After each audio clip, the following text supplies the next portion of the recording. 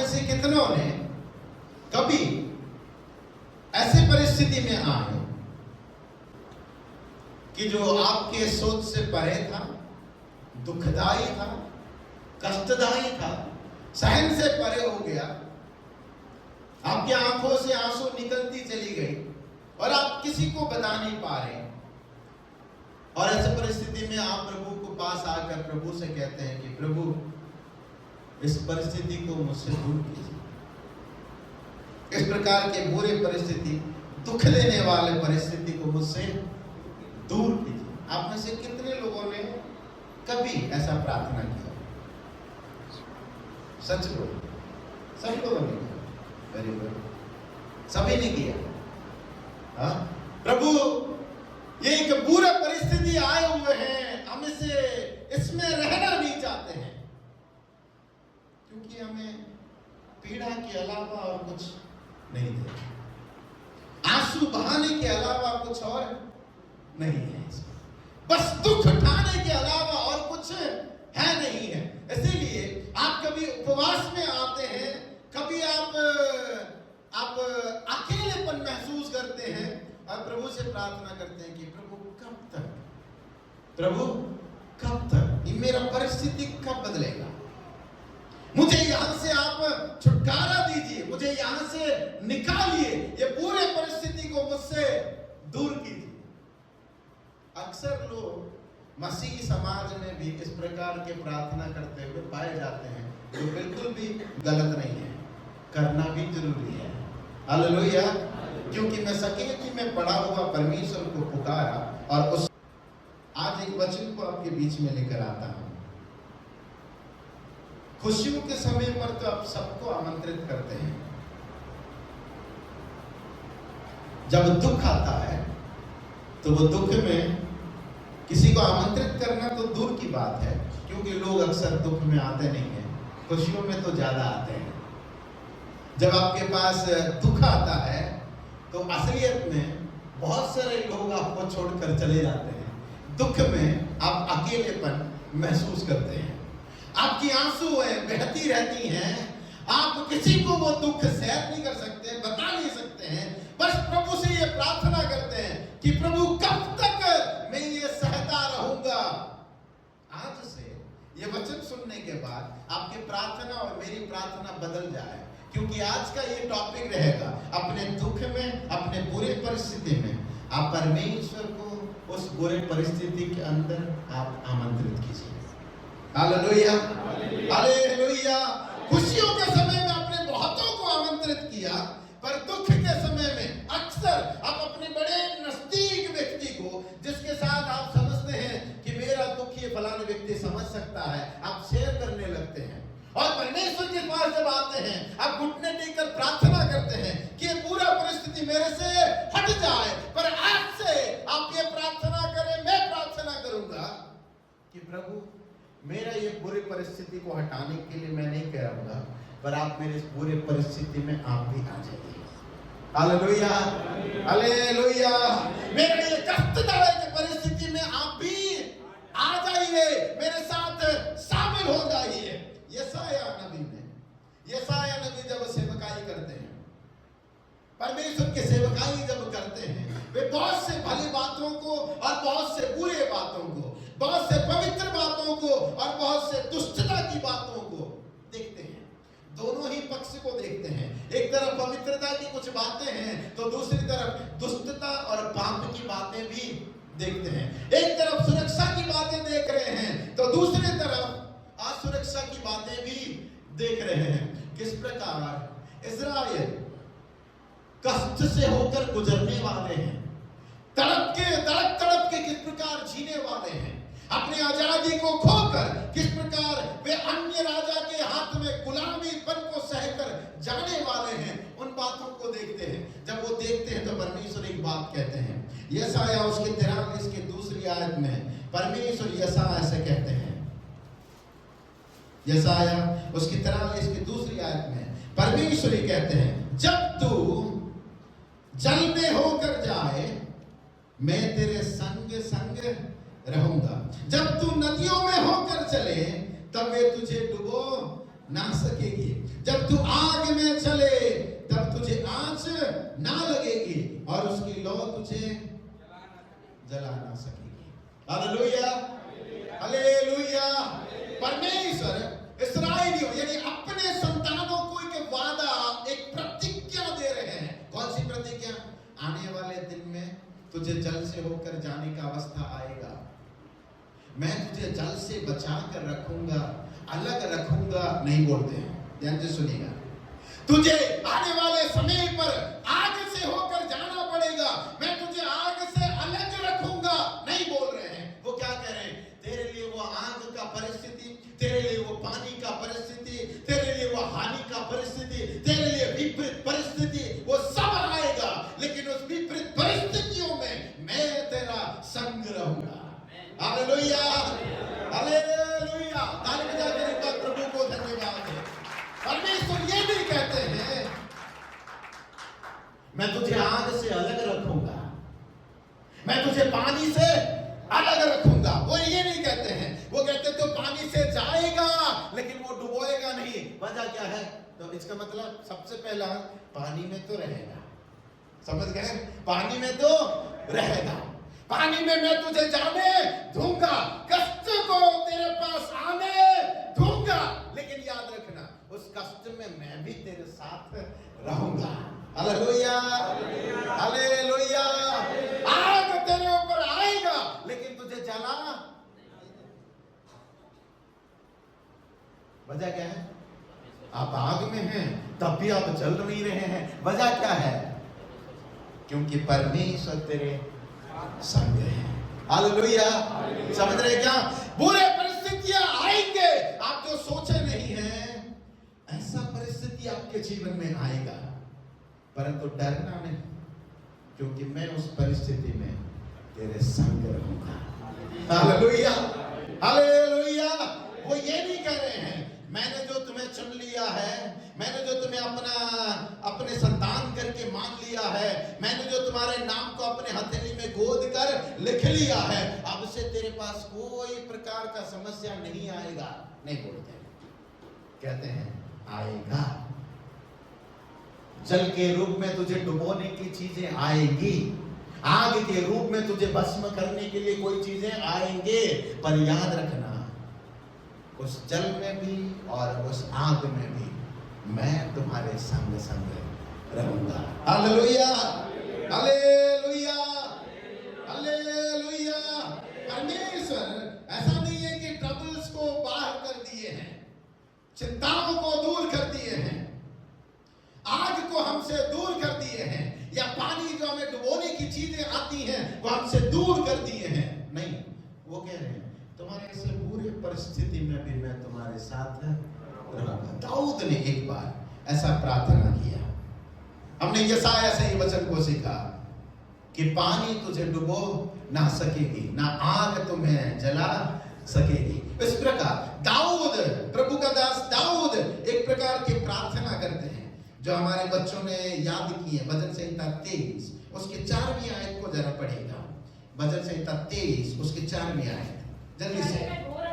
चाहे मैं घोर अंधकार से भरी हुई तराई में होकर चलूं, तो भी हानि से ना डरूंगा, क्योंकि आप मेरे साथ रहते हैं और आपके सोटे आपके लाठी से मुझे शांति मिलती है।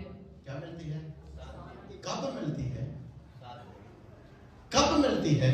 जब दाऊद ये कहते हैं कि चाहे मैं घोर अंधकार से भरी हुई तराइयों से होकर चलूं।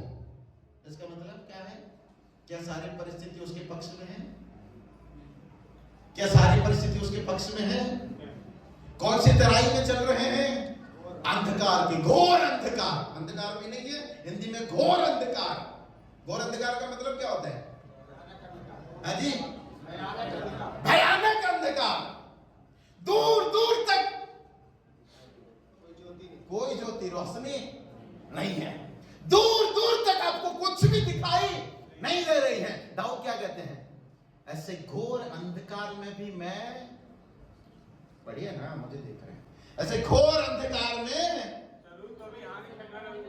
क्या है? नहीं डरूंगा। ये लिखा है, क्या बोला? नहीं डरूंगा। असलियत में ज्योति है, आप डरते नहीं हैं, आप डरते नहीं हैं। कभी कभी आप किसी सड़क में चलते हैं, लाइट है, लाइट, हाँ स्ट्रीट लाइट है, इसलिए रात को 12 बजे क्या 1 बजे भी ठीक है, चल पा रहे हैं। लेकिन आप चलते चलते अचानक लाइट गया, फिर कभी फील किया है कैसे होता है? अचानक सा एक डर समा गया। अब ज्योति के सहारे तो चल रहे थे, पर अचानक सा एक बार हम बिहार के बॉर्डर में सुसमाचार सुनाने के लिए गए। मैं 17 साल का था उस समय। हम 8 जने स्टूडेंट्स और हमारे साथ 2-3 टीचर थे, तो कम से कम 10-11 और ड्राइवर को मिला के 12। हमारे पास उस समय में एक गाड़ी था, मेटाडोर सुने हैं? मेटाडोर गाड़ी सुने हैं? है जी, एम्बुलेंस टाइप का, हाँ मेटाडोर गाड़ी थी उस समय। उसमें हम लोग 11-12 लोग बैठ के गए, उड़ीसा के बॉर्डर पार किए, फिर हम दूसरे स्टेट में पहुंचे। सुसमाचार के पर्चियां उस समय बहुत बांटते थे, गांव-गांव में, हर घरों में जाकर बांटते थे। मैं 17 साल का था, कुछ ज्यादा बुद्धि नहीं था, लेकिन सुसमाचार की पर्ची बांटने में तेजी था, क्योंकि पतलू था बिल्कुल और फिट था, तो चलने में कोई दिक्कत नहीं। आज के दिन में थोड़ा रुक जाना पड़ता है, पिछले दिन भी जो चले थोड़ा महसूस कर रहा था, कुछ पेन महसूस कर रहा था। जो 1 घंटे की यात्रा प्रार्थना थी, तो महसूस हुआ कि हाँ पहला जैसा नहीं रहा, थोड़ा सा बदल गया है। जो भी हो, हालेलुया। गए, एक जगह गए, वहां पे वचन को दिए, किसी को बात किए, किसी क्रिश्चियन भाई को मिले, हर एक अलग अलग धर्म के लोगों को मिल रहे थे। एक बाबा जी से मिले, बिल्कुल पुजारी वाला बाबा, उनको भी दिए, फिर उनसे बातें किए, फिर हम लोग 3-4 लोग मिल के उनके बातें किए। उन्होंने भी हमें स्वागत किया, कोई हमें बुरा भला नहीं बोला। उस समय में शायद ये 2001-2 की बात है, 2001-2 की बात, मतलब अभी कितना साल हो गया? 22 साल हो गया। 22 साल पहले देखिए सुसमाचार बांटने गया। हालेलुया। हाँ, अभी बिहार के अंदर है। फिर वहां पे हमने पूछा कि ये रास्ता हमें हाईवे तक ले जाएगा? किसी ने बोला, गांव वाला, हाँ ये रास्ता हाईवे तक निकलती है। उस समय गूगल मैप याद आ गया क्या? गूगल मैप तो छोड़िए, बहुत कष्ट से किसी के पास मोबाइल होता है। याद आ गया? हाँ, कुछ नहीं, बस लोगों को पूछ के निकल रहे हैं, मेटाडोर में बैठे हुए हैं, और धीरे धीरे अंधेरा बढ़ता जा रहा है। शाम, हमें नजर नहीं आ रहा है ये मिट्टी रास्ता कहां को ले जा रही है। अंदर जाते जाते जो दिन में जो साहस भरा हुआ था वचन बांटने का, उजियाला में जो साहस भरा हुआ था वचन बांटने का, अब जितना धीरे अंधियारा होता जा रहा है, उतना डर हम सबको लग रहा है। कौन से गांव में चले जाएंगे? कौन हमें पकड़ कर मारेगा? कौन हमारा गाड़ी छीनेगा, हमारा पर्स छीनेगा, हमारा बैग छीनेगा? मालूम नहीं है, क्योंकि हम अपने राज्य में भी नहीं है, दूसरे के राज्य में है, और हमको रास्ता भी मालूम नहीं है। अंदर बैठ के डर के मारे प्रभु से प्रार्थना कर रहे हैं। हालत खराब हो रहा है। टीचर लोग कुछ नहीं बोल रहे, उनका भी हालत खराब हो रहा है, लेकिन स्टूडेंट्स के सामने नहीं बोल सकते हैं। लेकिन स्टूडेंट्स हम लोग एक दूसरे से बात कर रहे हैं, प्रभु ज्यादा अंधेरा होने से पहले हमको हाईवे मिल जाए, प्रार्थना कर रहे हैं। ड्राइवर भी नहीं पता, किसी को रूट पता नहीं है, बस जोश में थे तो निकले थे। जहां गाड़ी लेकर रास्ता लेकर गया, हम वहां गए और सुसमाचार को बांटने लगे। लेकिन अब 8 बज गया, रात को 8:30 बज गया, और 8:30 गांव के इलाका में जहां बिजली नहीं है, स्ट्रीट लाइट नहीं है, समझ जाइए। किसी को भी पूछने से बोलते हैं आगे जाइए, लेकिन आगे जितना जा रहे हैं उतना मिट्टी का रास्ता, गड़बड़ रास्ता ही मिल रहा है। गाड़ी जाते हुए कोई निशान नहीं है, हमें समझ नहीं आ रहा है कि कहाँ जा रहे हैं, कौन से रास्ता में जा रहे हैं, हमको मालूम है नहीं है। बस इतना है कि गाड़ी के 2 हेडलाइट ऑन है, दिखाई दे रहा है सामने, इतना है। धीरे धीरे जब 9 बजे के आसपास हुआ, हमें कुछ किलोमीटर तक कोई भी व्यक्ति भी नजर नहीं आया। हम धीरे धीरे सोच रहे थे कोई जंगल में आ गए, अब लौटने का कोई तरीका है नहीं है। लेकिन दाऊद के बारे में सोचिए, मैं चाहे घोर अंधकार से होकर, तब भी मैं हानि से, वजह क्या है? क्योंकि आप मेरे उस घोर अंधकार में साथ हैं। हालेलुया। एक और बार उस आयत को पढ़िएगा जोर से।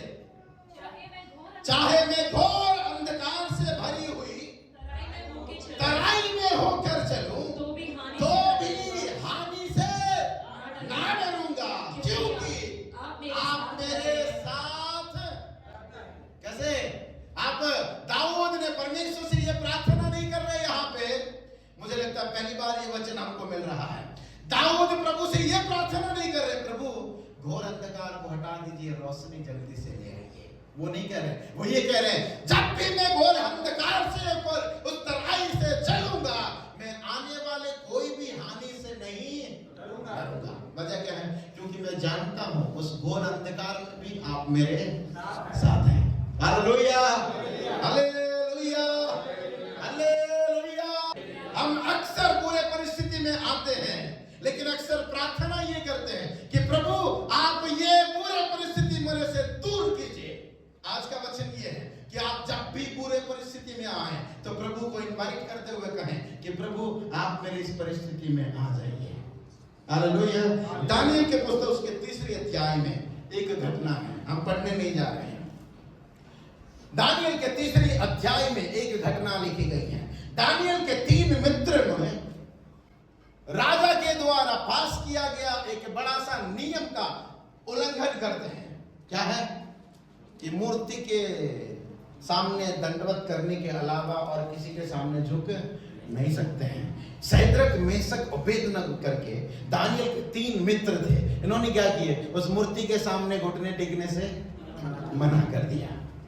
जब राजा को कोई आकर बोला कि आपके नियम आपके देश में रहने वालों में से कुछ है जो मानते नहीं है, राजा बहुत क्रोधित हुए। ऐसा लिखा क्या है? राजा बहुत क्रोधित हो गए, राजा बहुत गुस्से में भर गए। बोले उन्हें बुलाया जाए मेरे सामने।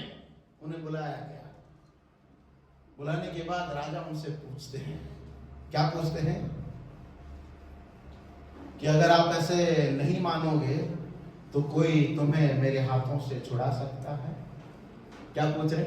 अगर तुम मेरी बातों को नहीं मानोगे, तुम्हें लगता है कोई तुम्हें मेरे हाथों से छुड़ा सकता है? तुम्हें मूर्ति के सामने दंडवत करना चाहिए, क्योंकि जिस देश में रहते हो उस देश का सर्वा व्यक्ति आपको यह हुकूमत देता है। कोई चपरासी नहीं बोल रहा है, लेकिन सबसे बड़ा व्यक्ति आपको यह हुक्म दे रहा है। वो क्या कहते हैं? आपको हमें इस सिलसिले में उत्तर देने को का प्रयोजन नहीं समझते हैं, परंतु हाँ, हम इस मूर्ति के सामने दंडवत नहीं करेंगे। यह सुनकर वे और भी क्रोधित हो जाते हैं और कहते हैं भट्टे में जो आग जल रही है उसे और कितने गुना ज्यादा बढ़ा दे? 7 गुना। 7 गुना और ज्यादा। पूरे भयावह परिस्थिति आ जाता है। तब भी वो एक बात कहते हैं, जिस ईश्वर की हम सेवा करते हैं, यदि वह हमें छुड़ाएं बचाएं तो ठीक है, अगर वो ना बचाएं तब भी कोई बात नहीं, परंतु हम आपके मूर्ति के सामने दंडवत नहीं करेंगे। याद आ रहा है? याद आ रहा है? आज की भाषा में राजा अपने बाउंसर्स को भेजते हैं। आज की भाषा में राजा अपने चाहिए। राजा ने कहा इन्हें उठाइए और भट्टी में डाल दीजिए। क्या करें? उठाइए और भट्टी में डाल दीजिए। 7 गुना बड़ा हुआ। कितना? कितना? 7 गुना। और फिर जो लोगों ने इनको बांधकर उठाकर फेंका था उनके बारे में यह बताया गया, जो पहलवान थे, जो बाउंसर्स थे, जो डालने वाले लोग थे, उसके लौ की आंच से ही जलकर मर गए, मतलब डालने वाले लोग मर गए, तो फिर अंदर जाने वाले लोग कहां बचे? राजा कम से कम ये देखकर खुश है, इनकी मौत से भी खुश है। क्यों खुश है मालूम है? जिन्होंने मेरी बात नहीं मानी, अगर वो बाहर के लोग की आंच से मर सकते हैं तो अंदर गिरने वाले के साथ क्या हो सकता है? राजा बहुत खुश हुआ। थोड़ी देर बाद राजा अपनी आंखें खोलकर देखते हैं भट्टी के अंदर और पूछते हैं, क्या हमने 3 लोगों को भट्टी के अंदर नहीं डाले थे? लोग क्या कहते हैं? हाँ जी, हमने 3 को ही डाले थे। पर राजा कहते हैं, मैं तो 4 लोगों को वहां पे टहलते हुए देख रहा हूं। 4 लोगों को वहां पे टहलते हुए, खड़े भी नहीं है, क्या कर रहे हैं? आग में टहल रहे हैं। और चौथा पुरुष ईश्वर के पुत्र के समान, उस आयत को पढ़ेंगे, चौथा व्यक्ति ईश्वर के पुत्र के समान दिखाई दे रहे हैं। जरा मिल गया किसी को? दानियल के पुस्तक बाइबल में है, प्रकाशित वाक्य के आगे है नहीं? उसने कहा, हाँ जी बोलिए। कि 4 पुरुष आग के बीच में, हाँ जी, खुले हुए टहल रहे हैं। क्या क्या है? खुले हुए टहल रहे हैं। फिर आगे 25वां आयत, हाँ, और उनके कुछ भी हानि नहीं पहुंची। और चौथे पुरुष का स्वरूप ईश्वर के पुत्र का सदृश्य है। समझ गए? राजा तो डाले थे गुस्से के मारे, क्रोध के मारे, वो 3 लोगों को डाले थे, लेकिन देख क्या रहे हैं? चौथे। इसका मतलब क्या होता है मालूम है? परमेश्वर ये चाहते हैं कि आपके बुरे परिस्थितियों में, कष्टदायी परिस्थितियों में आपके साथ खड़े होने के लिए। Hallelujah, hallelujah. वो ऐसा नहीं है कि आप आग में रहिए और मैं स्वर्ग में तो सिंहासन पर बैठा रहूंगा। नहीं, हमारा परमेश्वर वो परमेश्वर नहीं है। एलिया एक बार दूसरों को उनके परमेश्वर के बारे में याद दिलाया। एलिया भविष्यवक्ता एक बार उनके ईश्वरों के बारे में याद दिलाया। कहा, बुलाओ बुलाओ, जोर जोर से बुलाओ, ऊंची आवाज करते हुए बुलाओ, अपने शरीर को भी काट डालो पर बुलाओ, शायद वो यात्रा में होगा। याद आ गया क्या? याद आया? हाँ? या फिर शायद कहीं पे सो गए होंगे, बुलाओ, ऊंचे शब्द से बुलाओ। कटाक्ष करते हुए, मजाक उड़ाते हुए बोलते हैं आपके ईश्वर है। कोई यात्रा करने वाला होगा, कोई युद्ध में गया होगा, किसी और काम में आपका ईश्वर गए होंगे। लेकिन मैं जानता हूं, जब भी मैंने परमेश्वर को अपने गतिविधियों में इनवाइट किया है, वो मेरे साथ रहा है। हालेलुया। शद्रक, मेशक, अबेदनगो को परमेश्वर ने फिर से उनके द्वारा इस्राएलियों को बता दिया है कि मैंने तुम्हें नहीं छोड़ा। तुम चाहे आग से होकर जाओ या पानी से होकर जाओ, याद रखना मैं तुम्हारे संग हूं। आज का वचन ये लेकर जाना कि मेरा चाहे कैसा भी परिस्थिति हो, लेकिन मैं अपने उस बुरे परिस्थिति में भी अपने प्रभु को इनवाइट करूंगा। Hallelujah, hallelujah. देखिए हमारा परमेश्वर को देखिए। अक्सर मनुष्य क्या चाहेगा? जब कभी भी भाई तेरे पास कोई पार्टी होगा, कुछ आनंद की बातें होगी, हमें बुलाना, हम आएंगे, खाएंगे, मजे करेंगे। लेकिन हमारा परमेश्वर क्या कहते हैं? जब भी तुम दुख में होंगे, मैं तुम्हारे साथ आने के लिए तैयार हूं। जब भी तुम्हारे जीवन में कोई आग की बातें आएगी, पानी की बातें आएगी, तुम्हारी मृत्यु की बातें आएगी, तुम्हारे तकलीफ की बातें आएगी, मुझे इनवाइट करना, मैं वहां तुम्हारे साथ रहूंगा। हालेलुया। चाहे मैं घोर अंधकार के बीच के तराइयों से होकर चलूं, तब भी मैं हानि से नहीं डरूंगा, क्योंकि तू मेरे संग रहता है, क्योंकि आप मेरे साथ हैं। इसलिए मैं हानि का डर नहीं लेता।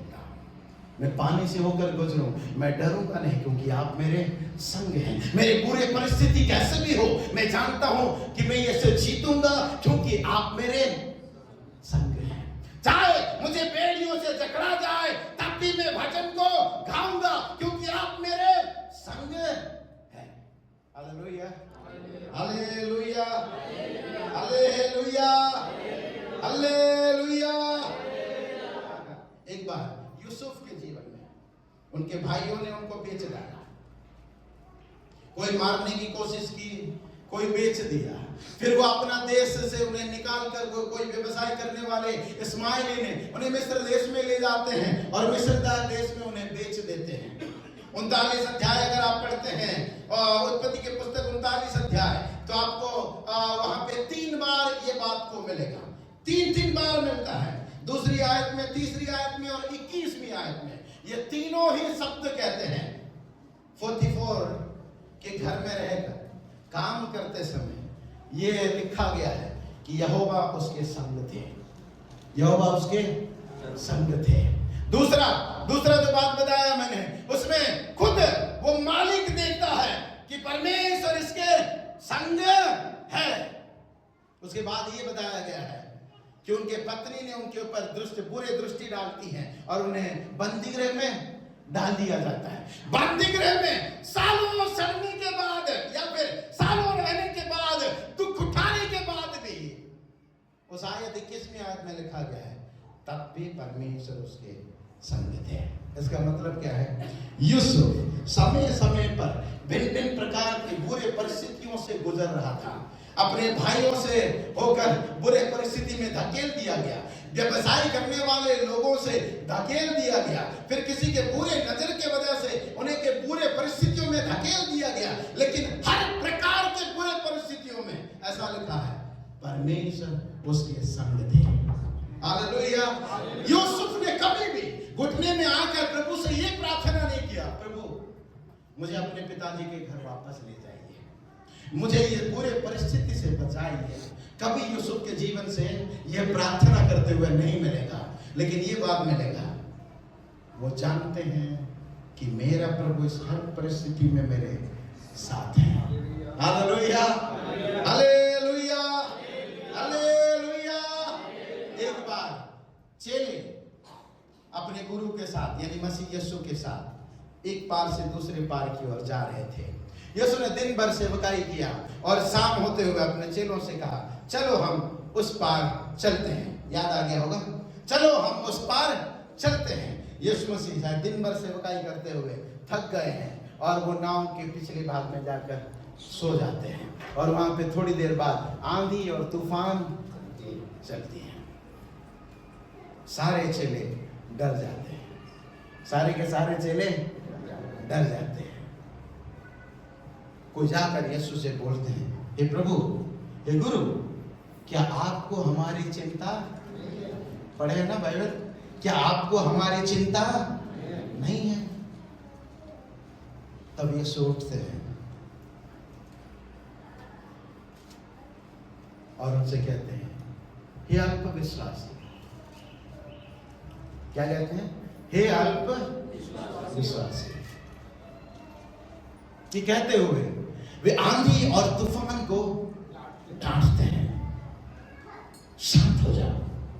आंधी भी तूफान भी शांत हो जाते। क्या हो जाते हैं? शांत हो जाते हैं। यीशु के संग चलने वाले लोग भी, प्रभु के संग चलने वाले लोग भी, उनके जीवन में जब ये पूरी परिस्थिति आ जाती है, उनका भी मन में एक प्रार्थना है। क्या है? प्रभु इस पूरे परिस्थिति से हमें निकालिए। ये मनुष्य का स्वभाव है, सृष्टि से ही मनुष्य के अंदर ये स्वभाव आया है प्रार्थना करने के लिए कि जब कभी भी बुरे परिस्थिति आए तो प्रार्थना ये किया जाता है कि प्रभु ये बुरी परिस्थिति से हमें बचाइए या ये परिस्थिति को हमसे दूर कीजिए। उन्होंने ये सोचा ही नहीं कि पूरे सब कुछ बनाने वाला परमेश्वर हमारे साथ हमारी यात्रा में शामिल है। Hallelujah, hallelujah, hallelujah. मनुष्य अक्सर इसी बातों को सोचते हैं। आम रीति से मनुष्य सोचता है कि मेरे पास जो मैं दुर्गति से होकर गुजर रहा हूं या गुजर रही हूं, प्रभु ये चीजें मेरे से दूर कीजिए। चेलों ने भी यही प्रार्थना की, आपको हमारी कोई चिंता ही नहीं, आपको हमारी कोई परवाह है नहीं। कभी कभी ऐसे सोच में आ रहा होगा, प्रभु मैं आपके लिए इतना कुछ कर रहा हूं लेकिन आप मेरे बारे में कोई चिंता नहीं करते, कोई परवाह नहीं करते। तब यीशु ने कहा, मेरे साथ अपनी यात्रा को साथ साथ निभाने वालों, अगर आपके मन में ऐसा सवाल आता है तो मेरे लिए, आपके लिए एक शब्द है, मेरे पास आपके लिए एक शब्द है। क्या है? ये अल्प विश्वासी। हमें अल्प विश्वासी नहीं बनना है, संपूर्ण विश्वासी बनना है। हालेलुया। हम ये कहें कि हमारे ये जो यात्रा है, इस पार से हमें उस पार तक जाना है। याद रखें, हमारे यात्रा में हम अकेले नहीं हैं, हमारे साथ हमारा प्रभु मौजूद है। Hallelujah, hallelujah, hallelujah. एक बार पौलुस ने प्रभु से प्रार्थना किया। दूसरा कोरिन्थियों 12वें अध्याय में 7 से 10 तक आप सुनिएगा। पौलुस ने एक प्रार्थना किया। क्या वजह था? कि उसके शरीर में एक कांटे चुभोया गया था। क्या था? शरीर में कांटे चुभोया गया था। उन्होंने कितने बार प्रार्थना की मालूम है? 3 बार। क्या के लिए? कि उस कांटे को हटाया जाए। कौन प्रार्थना कर रहे हैं? पौलुस प्रार्थना कर रहे हैं कि प्रभु, मैं इससे दुख उठा रहा हूं, मैं इससे कंफर्टेबल महसूस नहीं कर रहा हूं। आम आदमी नहीं प्रार्थना कर रहे। कौन प्रार्थना कर रहे हैं? पौलुस, एक सामर्थ्य व्यक्ति, जो परमेश्वर ने सामर्थ्य से भरा हुआ वह व्यक्ति परमेश्वर से प्रार्थना करते हुए कहते हैं, प्रभु, ये कांटे को मेरे जीवन से, मेरे शरीर से निकाल दीजिए। मैंने 3 बार तक प्रार्थना किया। तो क्या परमेश्वर ने उस कांटे को हटा दिया? हटा दिया? नहीं हटाया। आत्मिकता में बढ़ने वाले विश्वासी मेरी बातों को समझे, प्रभु के वचन को समझे। पौलुस ने अपने शरीर में कुछ ऐसा चीज था, कोई परेशानी थी, कोई बीमारी थी, कुछ थी, वो प्रार्थना कर रहे, प्रभु इससे आप दूर कीजिए। वो प्रकाशनों की बातों में फूल ना जाए, इसीलिए कुछ परमेश्वर ने उसके शरीर में रखा था। कुछ बाइबल के पंडित ऐसे मानते हैं शायद वो पौलुस के जीवन में कुछ बीमारी था, कुछ कमी था, जिससे पौलुस जैसा व्यक्ति भी निजात पाना चाहता था। प्रार्थना 3 बार किए, लेकिन फिर भी उत्तर उसे हटाने के लिए नहीं आए। वो ये नहीं कहते हैं, पौलुस तुम मेरे अच्छे सेवक हो, मेरे लिए इतना यातना सहन किया है, मेरे लिए कोड़े मारे गए, मेरे लिए पत्थरवाह किए गए, मेरे लिए भूखा रहा, मेरे लिए प्यासा रहा, मेरे लिए दर दर भटकता रहा, मेरे लिए मेहनत करता रहा, सुसमाचार सुनाता रहा। कई लोगों ने आपको सराहा तो कई बार लोगों ने आपको पूरी खत्म करने की कोशिश की। ये सारे बातों को याद करते हुए परमेश्वर ये नहीं कहते हैं, शाबाश, तेरा एक ही तो प्रार्थना है कि तेरे शरीर से कांटे को मैं हटा दूं। मैं ये मान लेता हूं। परमेश्वर ने नहीं कहा। उसके मृत्यु तक वह रिक्वेस्ट जैसा पौलुस चाहता था वैसा ग्रांट नहीं किया गया। समझ रहे क्या मेरी बात? हालेलुया। जैसा वो चाहता था कि मेरे साथ हो, ऐसा नहीं हुआ, परंतु उसके बदले में परमेश्वर ने उनसे कहा, मेरा अनुग्रह तेरे लिए बहुत है। समझ गए? इसका मतलब क्या हुआ? आपके शरीर में वो कांटा तो रहेगा, आपके शरीर में वो बीमारी तो रहेगी, आपके शरीर में वो पीड़ा तो रहेगी, परंतु उसके साथ साथ तुम मेरे उपस्थिति को महसूस करोगे। समझ में आ रहा है? हालेलुया। पौलुस को प्रभु ये कह रहे हैं, आप अपने कष्ट को दूर हटाने के लिए नहीं, पर उस कष्ट में आप मुझे महसूस करना, तभी आप कहोगे मेरे निर्बलता में मैं सामर्थ हूं। हालेलुया। जब मैं निर्बल होता हूं तब मैं सामर्थ होता हूं। कब बोलोगे? जब आप मुझे अपने निर्बलताओं में महसूस करोगे, जब आप पानी से होकर गुजरोगे, जब आग से होकर गुजरोगे, जब आप कष्टदायी परिस्थिति से होकर गुजरोगे, पीड़ा से होकर गुजरोगे, बीमारी से होकर गुजरोगे, तब तब तक मेरे उपस्थिति को महसूस करते हुए आप आनंद से भर जाओगे। हालेलुया। वह परिस्थिति परमेश्वर लेकर आते हैं ताकि आपको और सही रीति से आगे को इस्तेमाल कर सके। परमेश्वर से ये नहीं कहते हैं मैं तुम्हारे बुरे परिस्थिति को तुमसे दूर करूंगा, ये नहीं कह रहे। आज का वचन ये लेकर जाइए कि हर बुरे परिस्थिति में परमेश्वर को स्वागत करना सीख जाइए। हर एक आग से होकर गुजरने वाले परिस्थिति में परमेश्वर को उस आग में बुला लीजिए। हर एक क्लेशों के समय पर उस क्लेश में ही परमेश्वर को अपने पास बुला लीजिए। जब आपके क्लेश में परमेश्वर की उपस्थिति महसूस करेंगे तब आप कहेंगे मेरे निर्बलता में मैं सामर्थ हूँ। Hallelujah, hallelujah. तब आप प्रभु से ये प्रार्थना नहीं करेंगे घुटने टेक कर प्रभु मेरे बुरे परिस्थिति हटा दीजिए। नहीं, तब आप ये कहेंगे मैं ये आग को भी झेल लूंगा जब मेरे साथ चौथा पुरुष भी मेरे साथ मौजूद है। हालेलुया। बाहर से देखने वाला भी कहेगा ये आग में है तब भी ये तड़प नहीं रहा है। समझ गए मेरी बात? ये आग में है तब भी ये तड़प। आपका दुश्मन आपका जो बुरा चाहता है, आपका विनाश चाहता है, वो आपको देखकर भी बोलेगा, अचंभा करेगा और क्या कहेगा, यार इनके पास इतना बड़ा बीमारी है, इनके पास घर नहीं है, इनके पास फलाने चीजें नहीं है जो होना चाहिए था, हमारे पास है, लेकिन ये फिर भी हमसे ज्यादा खुश नजर आ रहे हैं, हमसे ज्यादा आनंद से दिन को काट रहे हैं, हमसे ज्यादा ये लोग परिपूर्णता में रहते हैं। कब ये मुमकिन होगा मालूम है? जब आपके दुख में, बुरे परिस्थिति में आप प्रभु को स्वागत करना सीख जाएंगे। हालेलुया। अक्सर प्रार्थना यही करते हैं, प्रभु ये बुरे परिस्थिति मेरे से दूर कर दीजिए।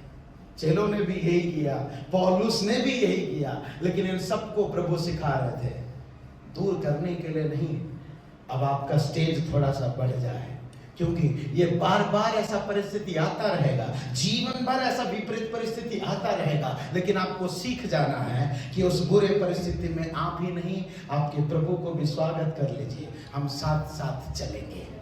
Hallelujah, hallelujah. ऐसा नहीं कि वो आपके खुशियों के समय पर ही आपके पास आना चाहते हैं, वो कहते हैं आप आग में खड़े हो जाइए मेरे नाम से, मैं वहां भी आ जाऊंगा। यही हमारा सच्चा परमेश्वर जिसकी हम सेवा करते हैं। हालेलुया। समझ रहे, वचन समझ रहे हैं? यही हमारे सच्चा परमेश्वर है। दुख में है तब भी प्रभु के साथ हैं, कष्ट में है तब भी प्रभु के साथ हैं, और बीमारी में है तब भी प्रभु के साथ में, आनंद में भी है तब भी प्रभु के साथ में। हर समय हमारे लिए परमेश्वर तब भी बराबर कर देते हैं जब हर परिस्थिति में हम प्रभु को स्वागत करते हैं। Hallelujah, hallelujah. ऐसा नया विश्वासी जैसा नहीं है। प्रभु अगर ये करेंगे तो मैं प्रभु के लिए ये करूंगा, प्रभु अगर ये करेंगे तो मैं प्रभु के लिए वो करूंगा, प्रभु अगर वो करेंगे तो मैं प्रभु के लिए ये करूंगा। एक पक्का विश्वासी, परिपक्व विश्वासी कहेगा चाहे मेरे साथ भला हो तब भी प्रभु मेरे साथ है, चाहे मेरे साथ आग जैसा परिस्थिति हो तब भी मैं जानता हूं मेरा परमेश्वर मेरे साथ है। Hallelujah, hallelujah, hallelujah. दानियल कहते हैं मेरा परमेश्वर ने अपने दूतों को भेजकर शेरों के मुंह को बंद कर दिया। वो ये नहीं कह रहे मुझे प्रभु ने इतना ताकत दिया कि मैंने बंद कर दिया, नहीं। दूतों को भेजने की महसूस, एहसास दानियल को होता है, समझ जाता है कि मुझे प्रभु ने नहीं छोड़ा। विपरीत परिस्थितियों में जहां पे मैं निर्बल हो जाता हूं, बलहीन हो जाता हूं, धनहीन हो जाता हूं, जब दूसरों के सामने मैं नीचा और दिखाया जाता हूं, कुछ परिस्थिति की वजह से मैं डाउन सा फील करता हूं, सर उठाकर चलने की हिम्मत नहीं आ रही है, तब प्रभु से कहिए प्रभु इस परिस्थिति में आप मेरे साथ आ जाइए। हालेलुया। तभी मैं कहूंगा घोर अंधकार से होकर चलो तब भी मैं हानि से। जब तू पानी से और आग से होकर जाए तब भी तू डरना नहीं, क्योंकि वो तुझे मौत नहीं दे सकते हैं। इसीलिए क्योंकि उस पानी में और आग में मैं तेरे संग हूं। हम अपनी आंखों को बंद करें।